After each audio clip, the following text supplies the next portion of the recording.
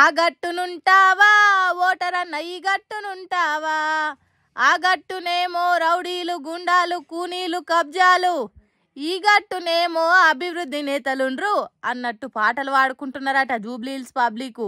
ఉప ఎన్నికల ప్రచారంలో బీఆర్ఎస్ పార్టీ తరఫున మాజీ మంత్రులు ఎమ్మెల్యేలు కార్యకర్తలు ఇంటింటికి తిరిగి ప్రచారం చేస్తుంటే కాంగ్రెస్ పార్టీలు గూండాలను రౌడీ షీటర్లను నమ్ముకొని ప్రచారాలలో తిప్పుతున్నది. అందుకే పబ్లిక్ ఇట్లా పాటలు కైగట్టి వాడుకుంటున్నారట. మరి లేకపోతే ఏంది, రామ్నగర్ పైల్వాన్ అఖిల్ అనే ఈ మనిషి మీద పుట్టెడు కేసులున్నాయట.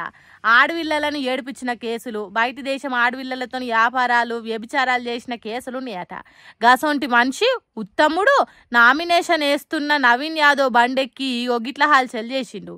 ఇప్పటికే పోలీసులను అడ్డం పెట్టుకొని రోడ్లకు అడ్డంగా బారికేట్లు పెట్టి ట్రాఫిక్ అడ్డం పడి పబ్లిక్ చిరాకు తెప్పించిండ్రు. బస్తీలలో పబ్లిక్ ను చిన్న చూపు చూసి కించపరిచిండు.